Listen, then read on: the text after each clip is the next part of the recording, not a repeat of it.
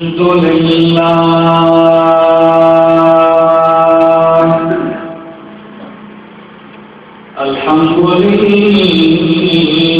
الذي لا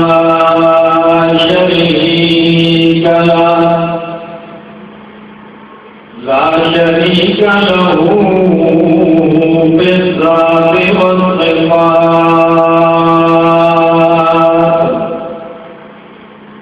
والصلاة والسلام على من أرسل بالبراهين والبينات وعلى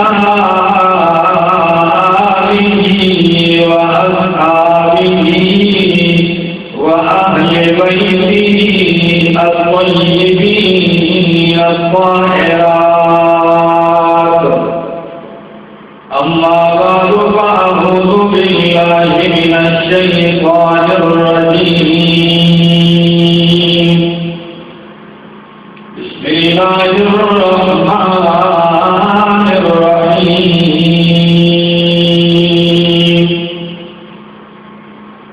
ولقد آتينا داود وسليمان علما وقالا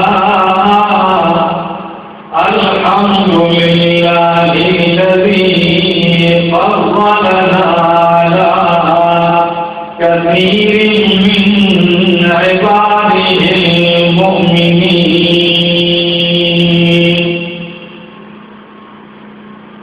وورث سليمان داود وقال يا أيها الناس علمنا منطق الطير وأوتينا من كل شيء إن هذا لهو الفضل المبين. صدق الله العظيم وبلغنا رسوله النبي الكريم ونحن على ذلك لمن الشاهدين والشاكرين والحمد لله رب العالمين.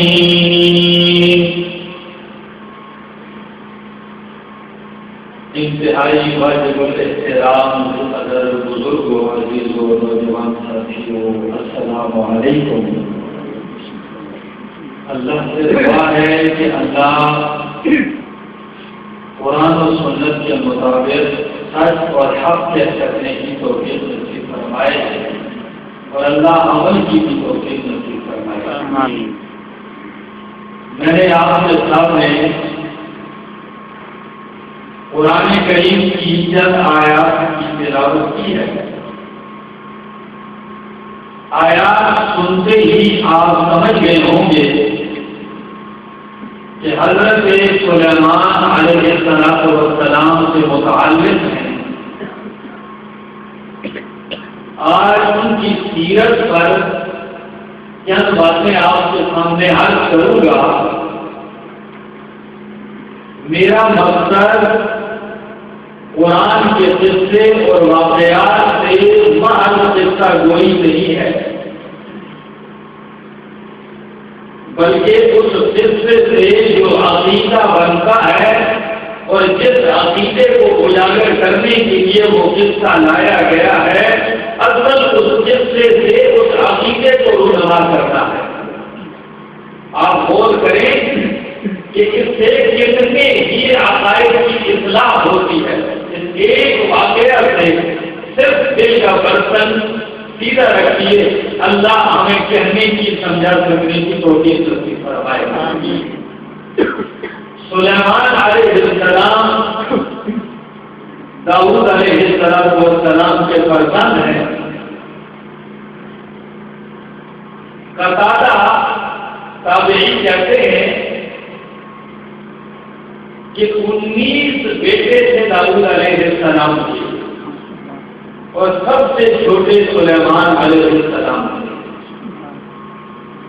اور ابن ماجہ کے اندر سلیمان علیہ السلام کی والدہ کا ذکر بھی ہے کہ وہ اپنے بیٹے کو نصیحت کرتے ہوئے کہنے لگی، بیٹا رات کا سارا وقت سو کر نہ گزارا کر، نیند میں اور غفلت میں نہ گزارا کر، کہ جو لوگ ساری رات سوئے ہی رہتے ہیں وہ محشر سے دل بلندیوں سے محروم رہا کرتے ہیں۔ تو رات کا کچھ وقت اپنے رب کو راضی کرنے کے لیے کے لیے گزارا تھا۔ تو والدہ کی عظیم نصیحت کا عمل کا یہ نتیجہ تھا کہ قرآن کریم نے 16 مقامات سے ان کا تذکرہ کیا ہے، اور آج اس مقام کا ذکر میں کر رہا ہوں۔ سلیمان علیہ السلام اور داؤد علیہ السلام دونوں کا ذکر کرتے ہوئے قرآن کہتا ہے، وَلَقَدْ آتَيْنَا دَاوُودَ وَسُلَيْمَانَ عِلْمًا، ہم نے داؤد اور سلیمان علیہ السلام کو علم دیا، کیا دیا؟ علم دیا۔ وقال، اور دونوں باپ بیٹے کہنے لگے، الحمدللہ، تمام کی تمام تعریفیں کس کے لیے ہیں؟ اللہ کے لیے۔ الذی فضلنا علی کثیر من عبادہ المؤمنین، کہ اللہ نے ہمیں اپنے مومن بندوں پر، بہت سارے مومن بندوں پر اللہ نے ہمیں فضیلت عطا کی ہے، اور اس سے ہم اللہ کی تعریف کرتے ہیں کہ یہ ہمارا کمال نہیں ہے، یہ کمال کس کا ہے؟ اللہ کا ہے۔ اور لفظ الحمدللہ پہ ایک نقطہ سنیے، الحمدللہ سورۃ فاتحہ کا پہلا لفظ ہے، ساری دنیا یہی مانا کرتی ہے کہ الحمدللہ، ساری تعریفیں اللہ کے لیے ہیں۔ پھر سوال ہوتا ہے جب ساری اللہ کے لیے ہیں تو آپ تو نبیوں کی بھی تعریف کرتے ہیں، ولیوں کی بھی تعریف کرتے ہیں، تو ان کی تعریف کہاں جائے گی؟ قرآن کہتا ہے ساری تعریفیں اللہ کے لیے ہیں، ہم تو انسانوں کی بھی تعریف کرتے ہیں۔ تو اس سوال سے بچنے کے لیے مفسرین کا ایک طبقہ کہتا ہے کہ نبیوں کی جو تعریف ہے در حقیقت یہ بھی اللہ کی تعریف ہے، اس لیے کہ نبیوں کو نبوت اور کمال دینے والا اللہ ہے، ان کا ذاتی کمال نہیں ہے، اور ولیوں کو ولایت دینے والا، حقیقوں کو حسن دینے والا، عقلمندوں کو عقل دینے والا اللہ ہے، تو یہ اللہ ہی کی تعریف ہوئی۔ لیکن شیخ القرآن مولانا غلام اللہ خان رحمہ اللہ کے استاد ہیں شیخ مولانا حسین علی الوانی رحمہ اللہ، وہ کہتے ہیں یہ معنی نہیں ہے، یہ معنی نہیں ہے۔ سنیے اور لوگ اٹھائیے معنی سے، کہتے ہیں الحمدللہ،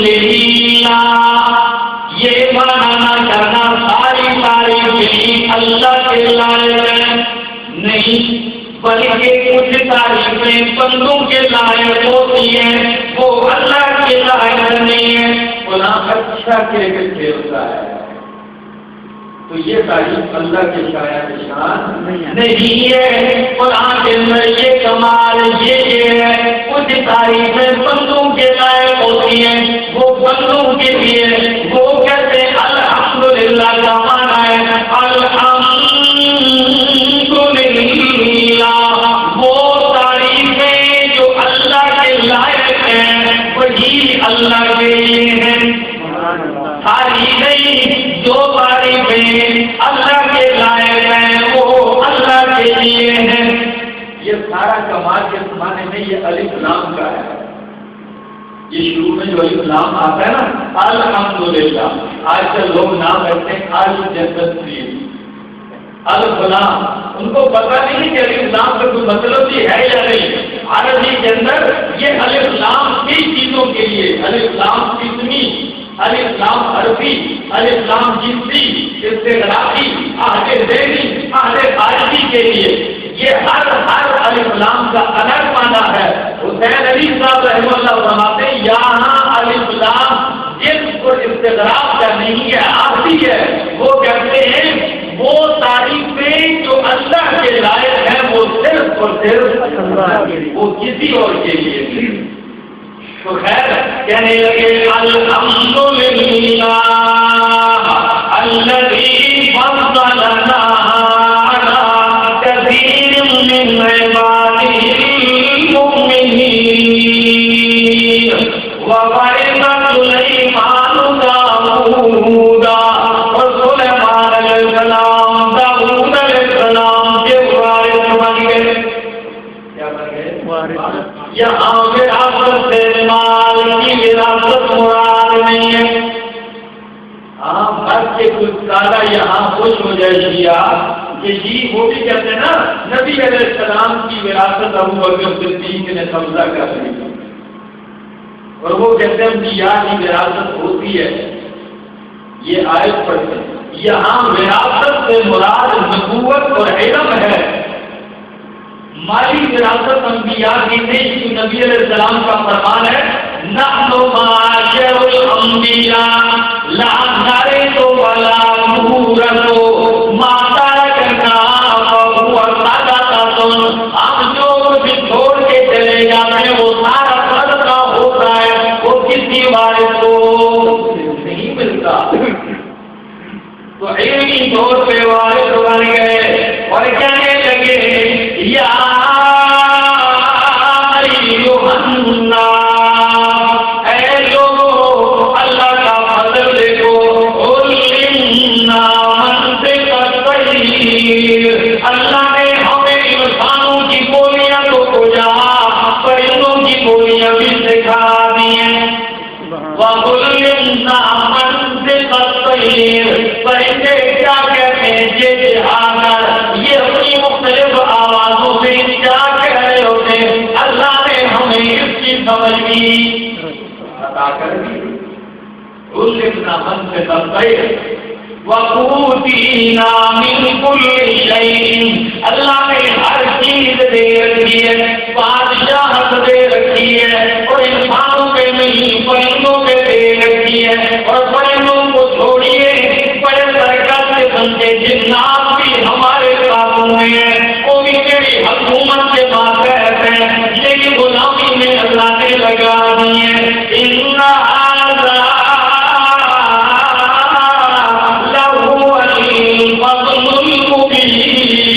اور یہی اللہ کا بہت بڑا فضل ہے۔ یہ کس کا فضل ہے؟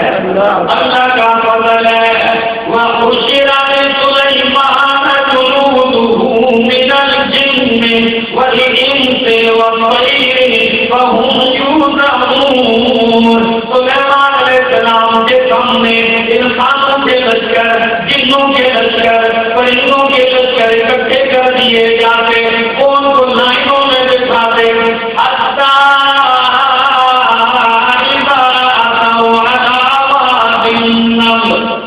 اس واقعے سے پہلے ایک اور واقعہ سنیے۔ حضرت سلیمان علیہ السلام صبح کا وقت ہے، حاضری لے رہے ہیں، کیا لے رہے ہیں؟ حاضری لے رہے ہیں۔ قرآن کریم نے ان کا ذکر کیا ہے، قرآن کہتا ہے پرندوں کی حاضری لی،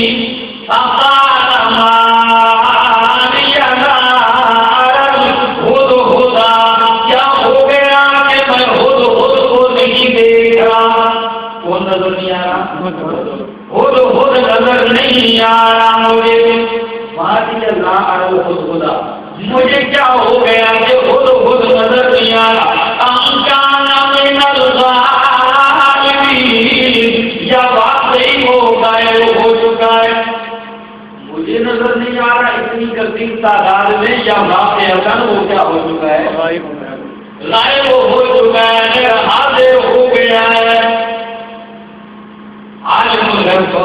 اور ہر جگہ آدھے اور نالے کیا ہو گیا مجھے نظر نہیں آیا، زندہ پیغمبر ہے سوئے ہوئے بھی نہیں ہے لیکن پرندہ غائب ہے تو نظر نہیں آیا۔ عجیب بات ہے، اللہ کے پیغمبر کو علیہ السلام زندہ پیغمبر کو جاگتے ہوئے پیغمبر کو تو پرندہ نظر نہ آیا، اور آج کے پیروں کو مکے سے کتا داخل ہوتے ہوئے نظر آ جاتا ہے۔ افسوس ہے، دھیان سے کہتے ہیں کوئی، اور یہاں جہاں کعبے میں کتا داخل ہو رہا تھا اس کو میں نے روک دیا۔ قرآن میں عقیدے سے ڈر لگائی ہے کہ غور کرو یہ اللہ کے پیغمبر ہے، اور سارے ولی مل کے ایک صحابی کا مقابلہ، اور صحابی مل کے نبی کا بھی مقابلہ نہیں کر سکتے۔ فرمایا سلیمان علیہ السلام نے لَأُعَذِّبَنَّهُ عَذَابًا شَدِيدًا، کہ میں اس کو سخت سزا دوں گا،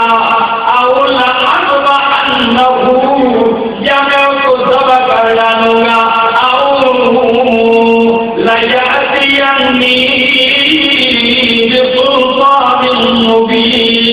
یا میرے سامنے کوئی عذر پیش کرے گا، صراحتاً کوئی عذر پیش کرے گا تو جان بچے گی، یا سزا دوں گا یا بالکل پھانسی دے دوں گا۔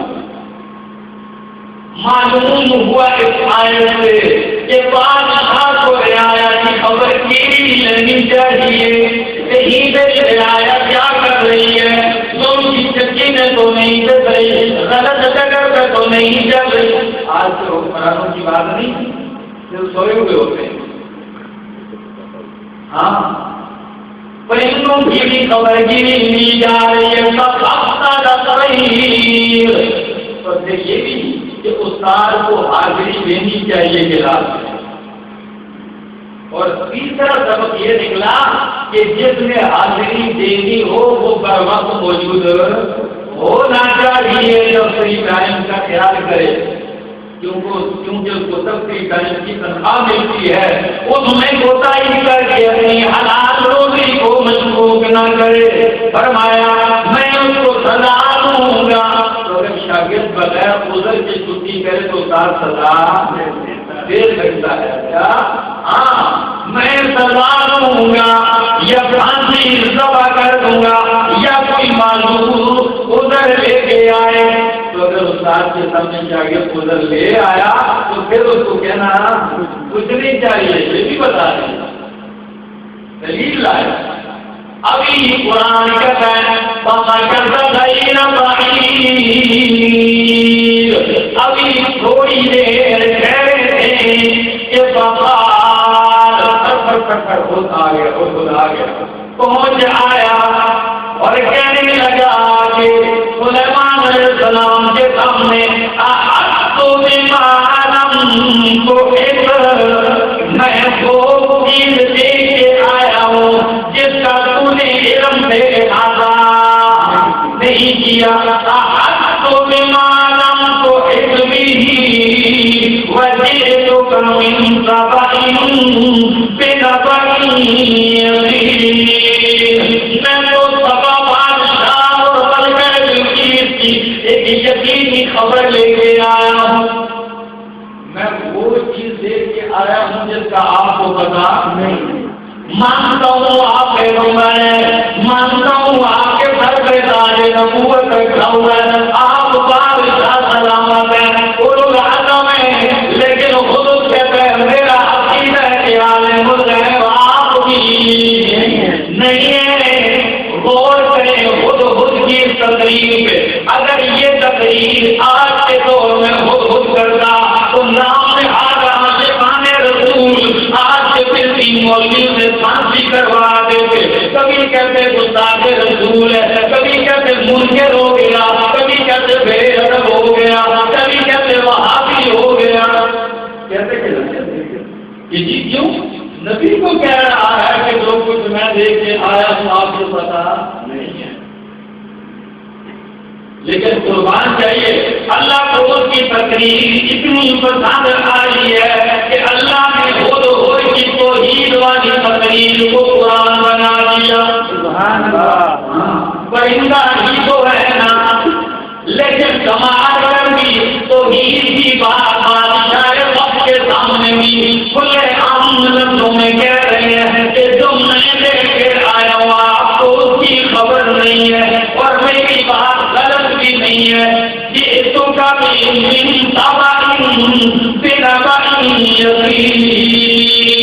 یقینی خبر لے کے آیا ہوں. کیا خبر ہے؟ فرمایا انی وجدت امرأۃ تملکہم، میں نے ایک عورت کو دیکھا جو بادشاہت کر رہی ہے لوگوں پر. یمن سے جو 1500 میل کا فاصلہ ہے، 2400 کلو میٹر بنتا ہے، 1500 میل دور کی خبر لے کے آیا کہ عورت بادشاہی کر رہی ہے. وَأُوتِيَتْ مِن كُلِّ شَيْءٍ، اور اس عورت کو ہر چیز دی گئی ہے. یہاں ہر چیز کا یہ مطلب نہیں کہ آج کے ٹینٹ بھی اس کو دیے گئے تھے. ہاں کوئی لوگ کون کا مانا وہ سمجھ لیتے ہیں کہ سب کچھ اس کو دیا گیا. سب کچھ اس دور میں جو اس کی ضرورت کی چیزیں تھی وہ دی گئی تھی. فرمایا والا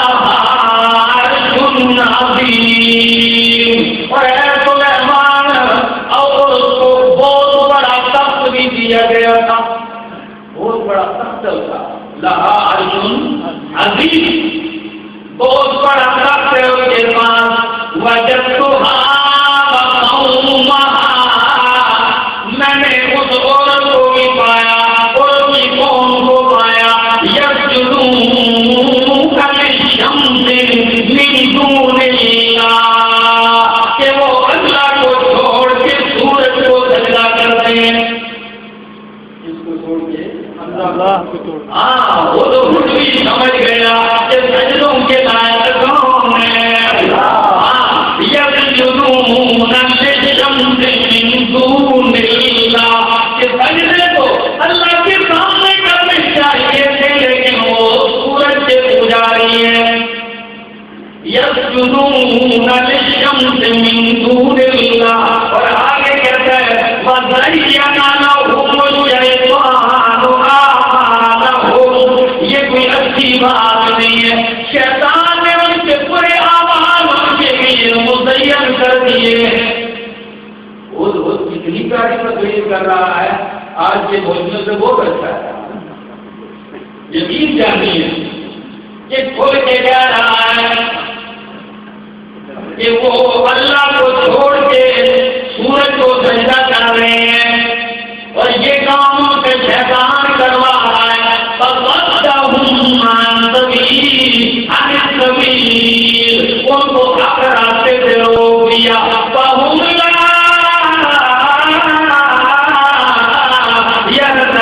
يَهْتَدُونَ، اب کے سب گمراہ ہیں. پر کبھی روک کے بجائے اب کیا ہے؟ گمراہ ہیں. سجدے جو کر رہے ہیں غیر اللہ کو.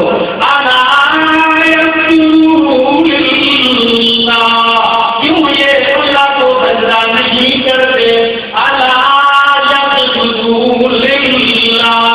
وہ سجدہ اللہ کو کیوں نہیں کرتے؟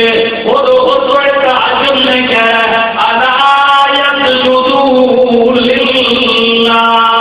یہ اللہ کو سجدہ کیوں نہیں کرتے؟